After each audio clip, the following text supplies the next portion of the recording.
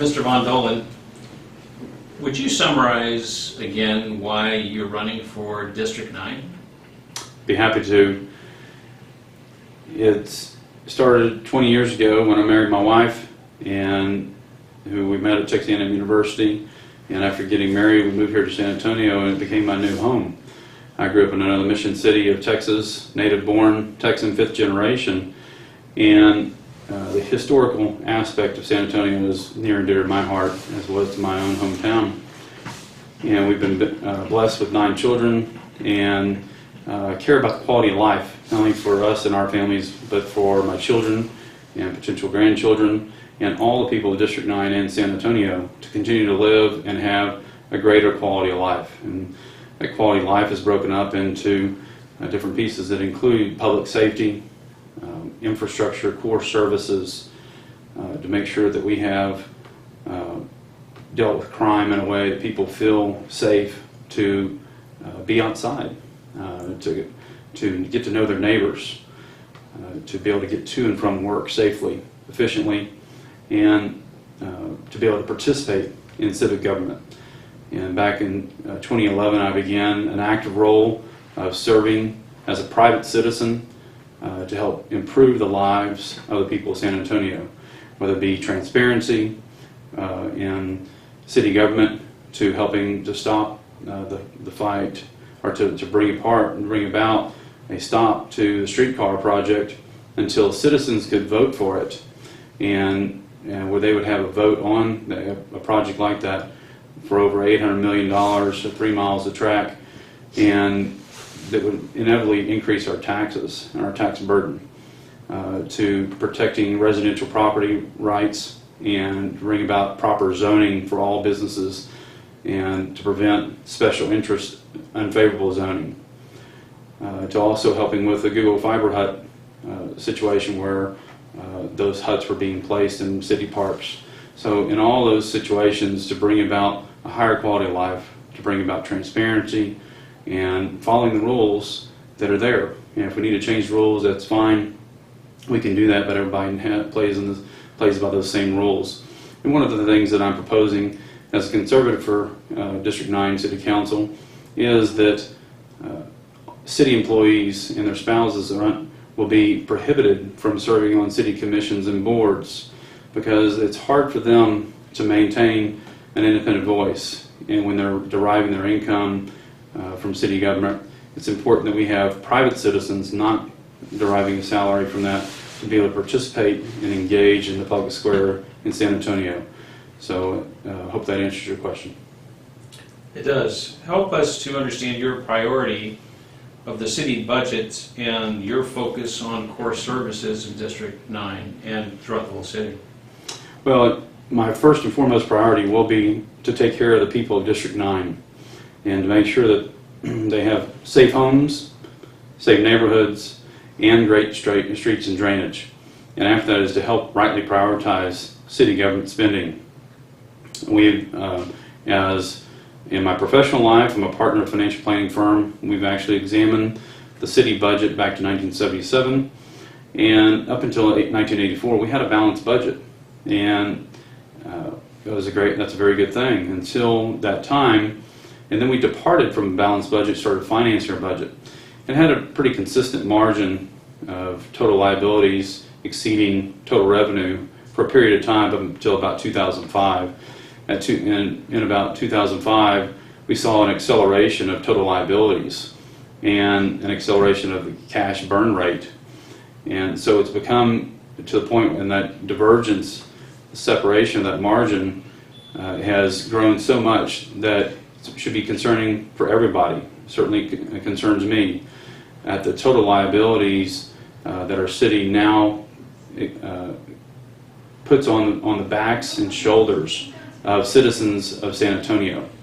And it's growing at an alarming rate. If the bond package is passed in total, it will accelerate our total liabilities and put us on a path, a trajectory, that total liabilities could exceed total assets of the city within the next 20 years. So it's important that we rightly prioritize the things that are happening in the city and what we're funding. It's great to have things that are nice, but we're in a financial position in the city of San Antonio that we need to focus on what we need to have, not what would be nice to have. And so any special interest projects needs to be funded privately, and we as a city and taxpayers need to make sure that we're funding things like core services, infrastructure, and to increase public safety so that people can increase their quality of life. Very good. As a city council member, how can you ensure that we have better roads, better schools, and safer neighborhoods? Well, it really gets back to rightly prioritizing our city's budget. We have a city budget that seems to be ever growing and ever expanding, and a downtown city philosophy that seems to be one that we can annex our way to prosperity.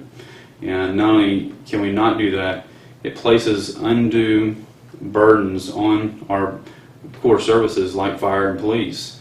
Late last year, a stretch of 281 going north on 281 almost to the county line was annexed, mandatorily, involuntarily annexed by the city council, and which extends the pressure and the duties of police and fire to be able to cover that business district going straight up 281. That reduces response times for everybody in the city of San Antonio as they continue to extend the obligations of police and fire. So one of the best ways to make sure we properly fund police and fire is to make sure we stop all special interest projects.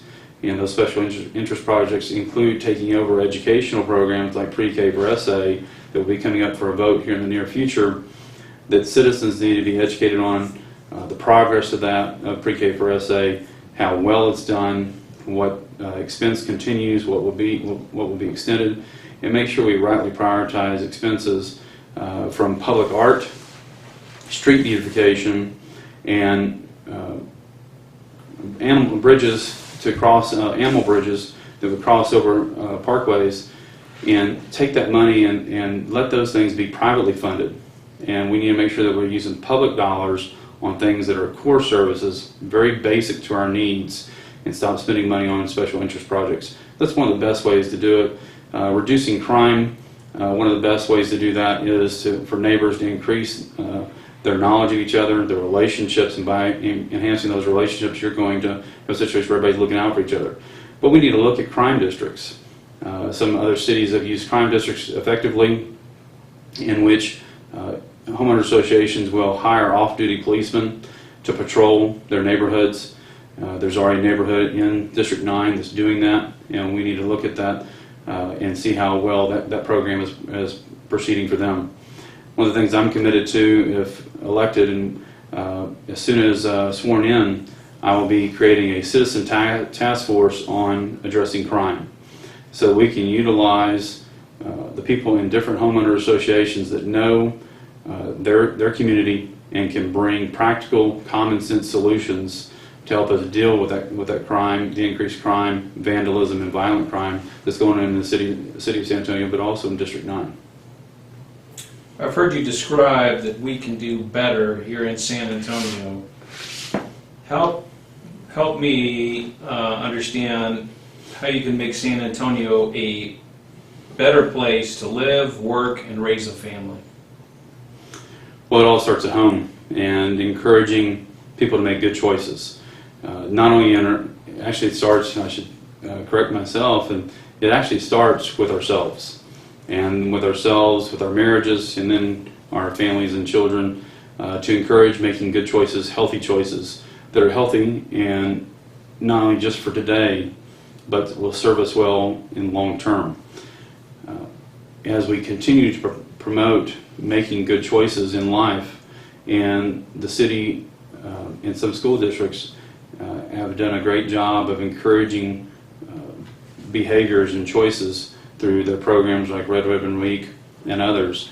We need to make sure that we do that consistently across the board in application, whether it be other awareness programs that encourage making good choices, but in rightly prioritizing our fiscal house and getting rid of any special interest projects and instead of outsourcing those to private interest groups that they can raise the money for, we can work towards helping them adequately and properly get through zoning, deal with all the planning issues, but then focus those public dollars on things that we absolutely have to have, need to have, and that starts with streets and drainage. Whether, especially in San Antonio, when we have a downpour of rain, we have water issues and drainage issues, and people need to make sure that they can get to and from work safely, to and from school safely, in a timely, efficient manner, so we can increase that quality of life. But a lot of it has to do with rightly prioritizing spending and encouraging truly healthy choices that will serve us well short-term and long-term, that will lead to long-term domestic prosperity. And through that long-term domestic prosperity, our future will be greater, our financial picture will be prettier, and we'll have a greater quality of life. How would you encourage a more responsible city government?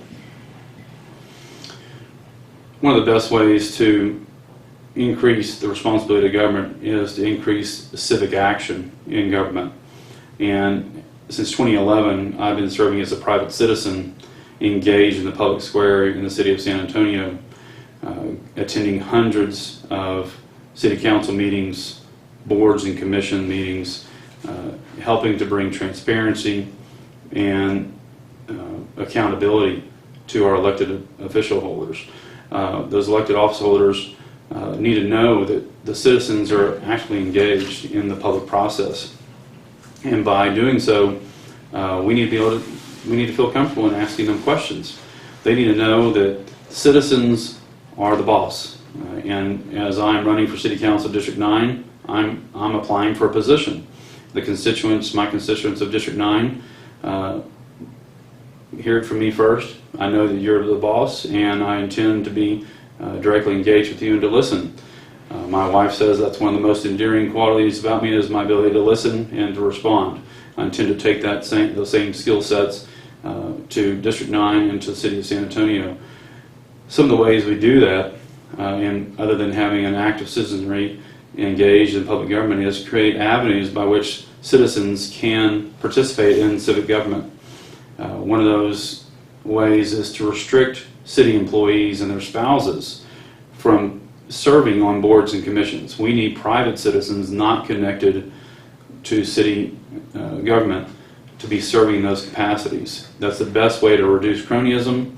It's the best way to increase transparency and accountability, and to bring a citizenry that is ever vigilant in participating in society to help make good choices that will impact long-term domestic prosperity, which we want to experience. Okay. So that's the city. Let's talk about how can you create a more business-friendly environment in our city? Well, one of the best ways to create a business-friendly environment is to create a great family environment in our city. That goes back to make sure that we have improves public safety, so that people feel comfortable living and working here in San Antonio. When we create that quality of life, an enhanced quality of life, more businesses want to move here, because we already have the climate, we have the history, we have tourism attractions.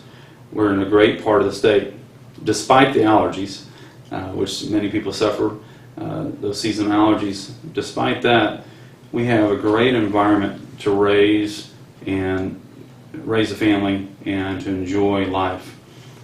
So in creating that, in participating with that, we have a situation where people already want to move here. We're just going to create a situation where we reduce taxes, and people want to move here because we're responsible with our tax dollars. So we have a responsible government that's responsive to the citizenry and is accountable to them, that we reduce cronyism, and that we start bringing things into the public's eye, an open, transparent government. And while we do that, the public sees that we have a committed interest in serving and truly doing what's best for them. Also, make sure that and focus on development. that we streamline the development services department. We want to make sure that businesses, people who want to start a new business, have the ability to do so in a timely, efficient way. Not waiting 30 days to start a business, but more like 3 days.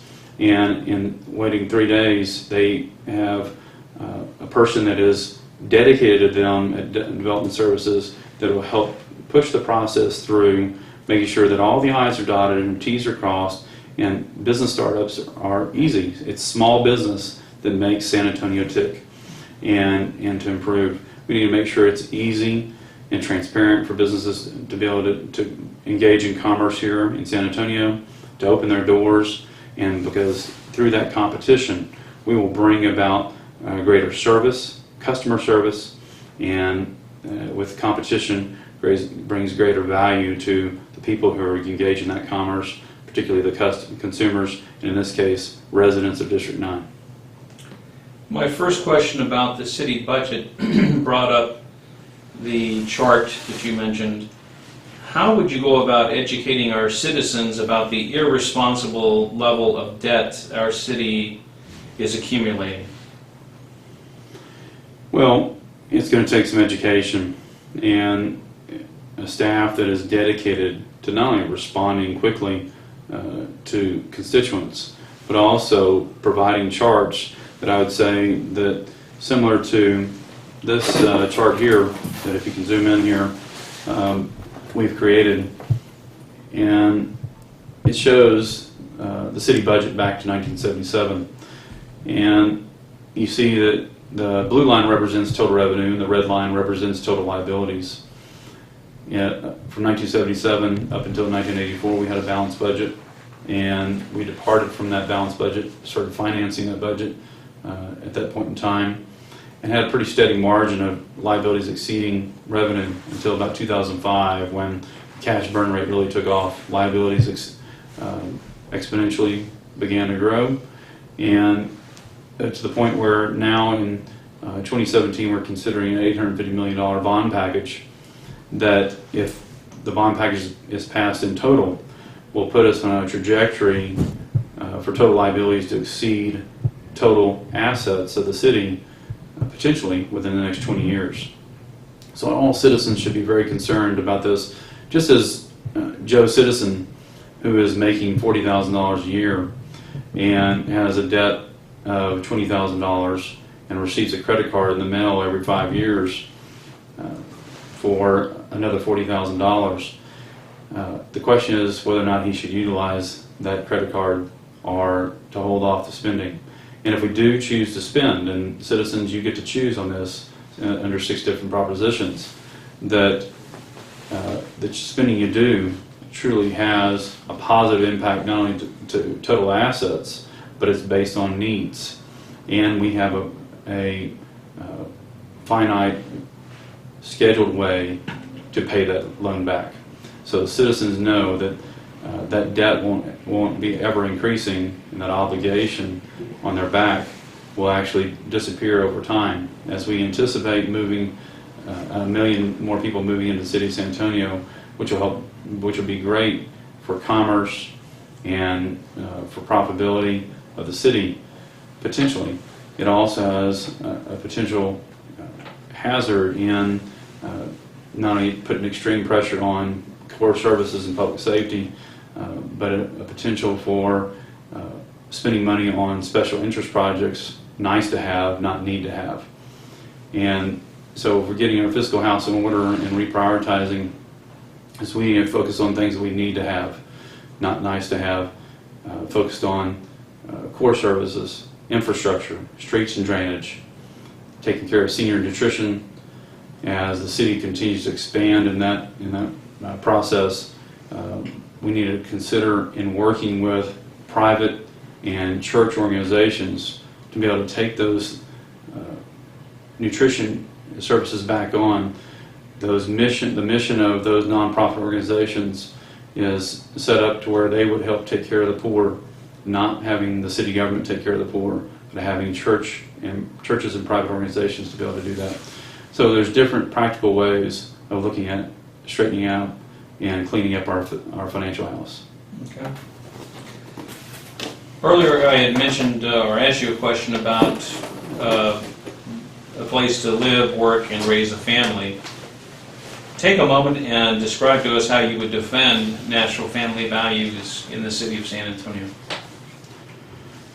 Well, I believe that it is imperative for us as a society to protect, defend, and promote the family, which is the basic building block of society.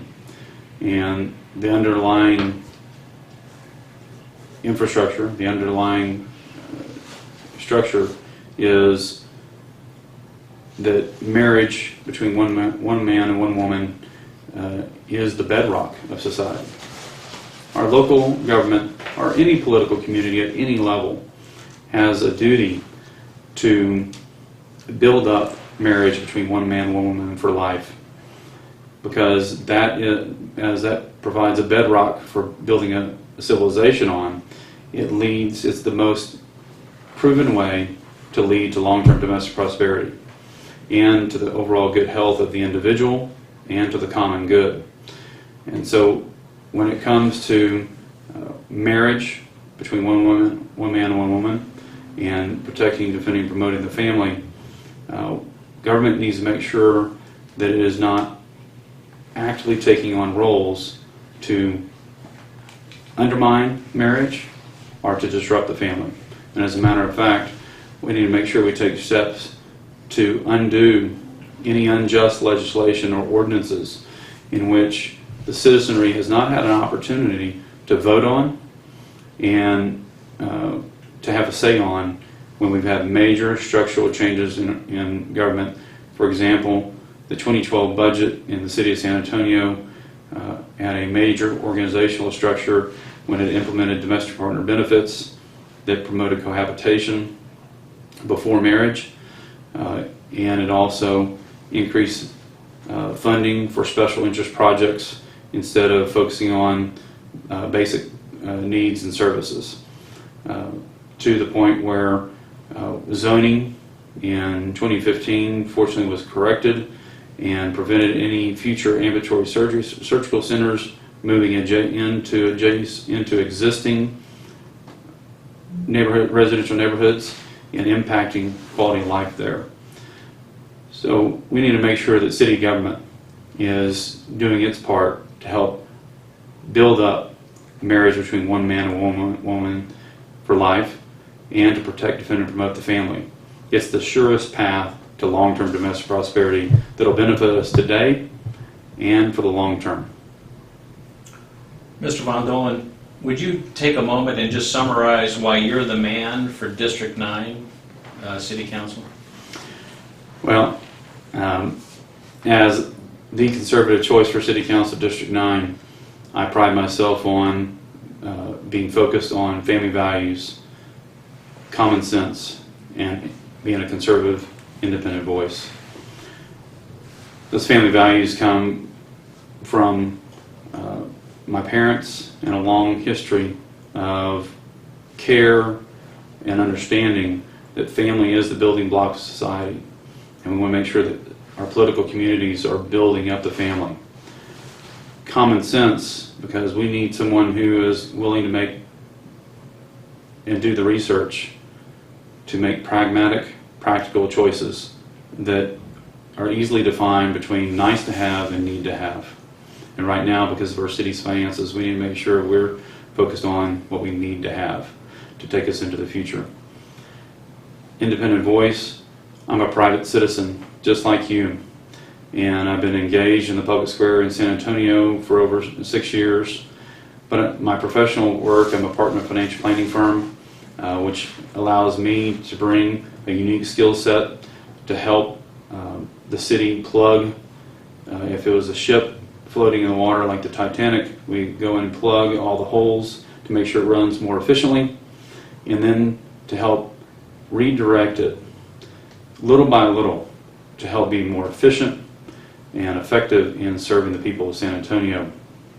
And in doing so, we want to make sure that we engage the private citizenry to bring in more accountability, transparency, and end the cronyism so that the city can serve the people of San Antonio to build responsible development and enhanced development, but we want to make sure it's responsible growth.